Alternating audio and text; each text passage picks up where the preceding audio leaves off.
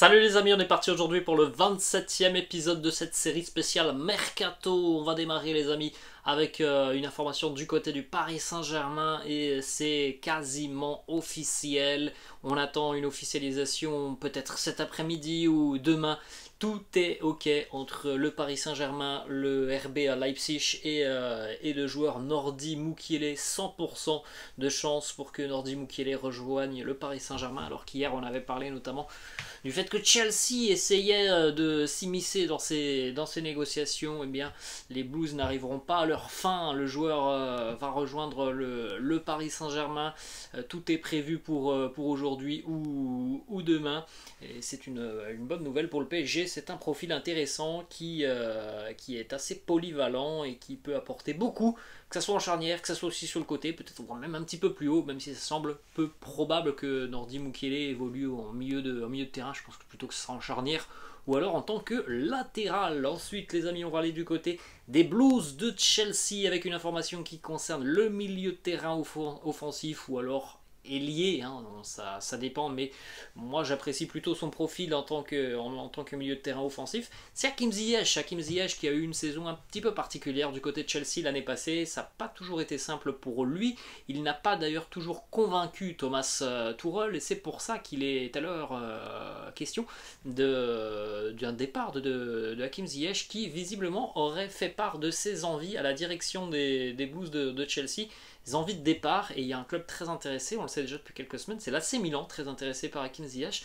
Alors il a tout de même un long contrat avec les Blues de Chelsea, et il lui reste encore quelques années sous contrat, donc ça peut un petit peu coûter cher tout de même pour l'AC Milan, qui est déjà aussi sur le dossier Charles de Ketteler. C'est pas forcément les mêmes profils, mais c'est sûr que c'est quelque chose qui peut coûter un petit peu cher d'aller chercher Hakim Ziyech, mais le joueur visiblement lui a très envie de quitter les Blues de Chelsea, où il n'a pas forcément toujours eu un rôle hyper important la saison passée. Ça a été un petit peu en dents de scie pour Hakim Ziyech. Ensuite les amis, on va continuer avec une officialisation. Il arrive en deuxième division espagnole. José Callejon qui quitte l'Italie et la Fiorentina. Il va faire son retour en Espagne, José Callejon, après de nombreuses années passées en Italie. Alors il a connu la Fiorentina et puis il a connu aussi le Napoli pendant de nombreuses années.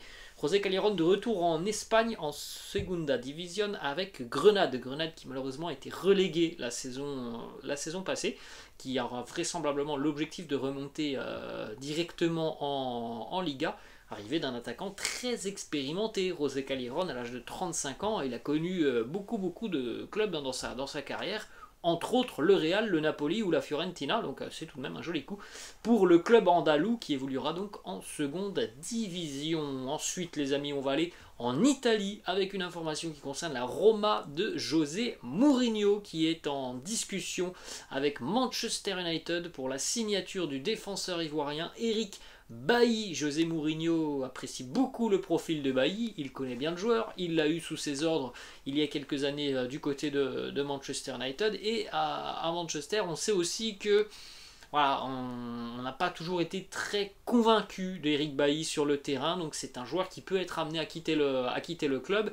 C'est un joueur qui a quand même une petite valeur marchande assez intéressante aussi, donc pourquoi pas Eric Bailly du côté de la Roma, surtout que voilà, il pourrait retrouver aussi quelqu'un comme Chris Smalling. On pourrait avoir une ancienne charnière mancunienne du côté de la Roma. Smalling, Eric Bailly, c'est quelque chose qui est envisageable pour la saison à venir. Ensuite, les amis, on va toujours du côté de l'Italie. Ça concerne Dries Mertens. Alors on en a parlé très récemment de Dries Mertens, puisque il y a 48 heures, le Napoli a annoncé officiellement le départ de l'attaquant belge. Après 9 ans passés du côté de Naples, Dries Mertens quitte donc définitivement et librement le club napolitain. Il peut s'engager où bon lui semble. Peut-être qu'il y aura une opportunité donc en Italie de continuer pour Dries Mertens. La Lazio est très intéressée par un joueur qui voilà, est un fin technicien. C'est quelqu'un aussi qui marque beaucoup, Dries Mertens.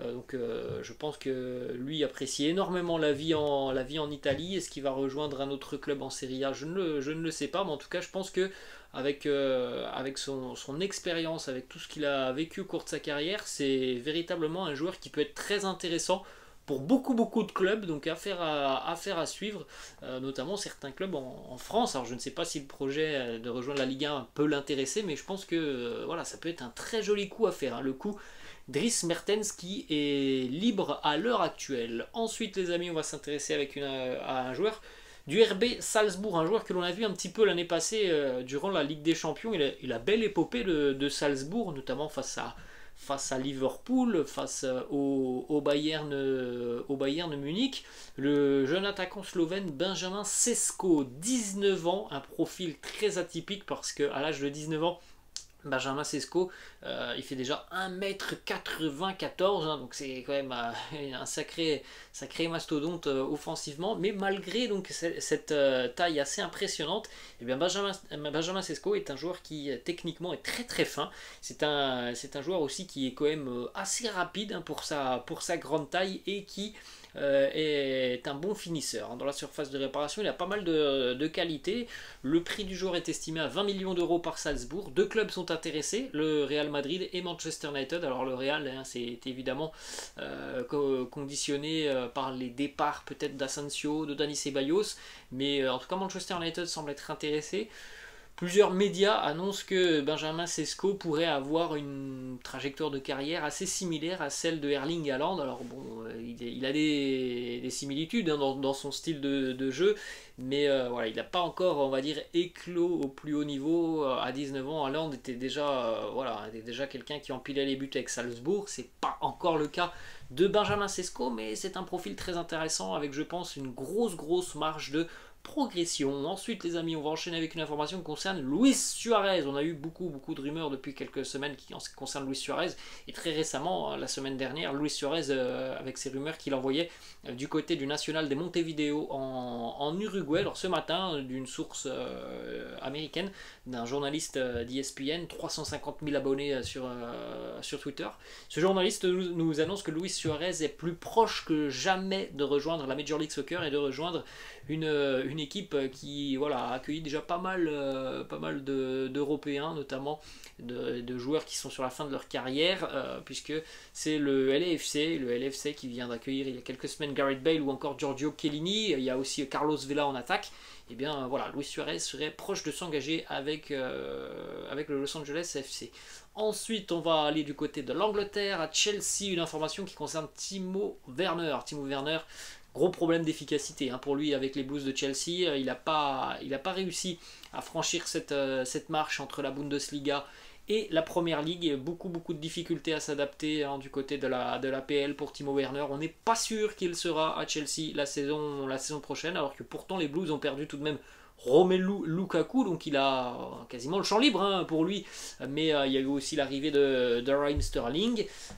Timo Werner pourrait être amené à quitter Chelsea sur les prochains jours. Visiblement, Chelsea a essayé le dossier Nordin Mukiele en voulant inclure Werner dans le dossier. Bon, ça ne se fera pas. Mais il y a un autre club très intéressé, c'est la Juventus de Max Allegri, la Juve, qui cherche un numéro 9. Ça pourrait être Timo Werner, ça pourrait être aussi Alvaro Morata. Ensuite, les amis, on va aller du côté de l'Angleterre, à West Ham. Les Hammers qui ont déjà entamé des négociations avec le tout récent vainqueur de l'Europa League, l'Eintracht Francfort, pour l'ailier gauche international serbe Filip Kostic. Les négociations ont démarré aux alentours de 10 ou 15 millions d'euros pour un joueur qui s'éclate depuis de nombreuses années en Bundesliga. C'est un buteur, c'est aussi un très bon passeur décisif. C'est quelqu'un qui a une lourde frappe, Filip Kostic. Il a un pied gauche magnifique. Donc véritablement un joueur qui a peut-être le profil pour aller du côté de West Ham. Je me souviens de Yarmolenko il y a quelques années à West Ham. C'est un profil un petit peu similaire à celui-là. On va terminer les amis avec une dernière information du côté de l'Italie. On va au Napoli, où les Napolitains ont donc perdu Kalidou Koulibaly, il y a une quinzaine de jours, on cherche donc un remplaçant à l'international Kalidou Koulibaly. Et du côté du Napoli, on se penche sur le dossier de Kim Min-jae. C'est un défenseur international sud-coréen qui évoluait l'année passée à Fenerbahçe en Turquie et qui est considéré, après un an passé en Turquie, comme l'une des grandes révélations du championnat turc la saison passée. Il a été considéré tout simplement comme l'un des meilleurs défenseurs centraux la saison passée en Turquie. Le prix estimé, c'est 20 millions d'euros à peu près. Défenseur de 1m90, international sud-coréen. Malheureusement, c'est dommage parce que le Stade Rennais était sur le coup il y a une quinzaine de jours. On pensait même qu'il allait s'engager du côté de Rennes. Et le Napoli est arrivé dans ce dossier et a visiblement raflé la mise. Voilà les amis, la fin de cette vidéo, j'espère que ça vous a plu. N'hésitez pas, comme d'habitude, à lâcher un petit pouce bleu. N'hésitez pas non plus à vous abonner à la chaîne. Je vous laisse et je vous dis à la prochaine. Ciao.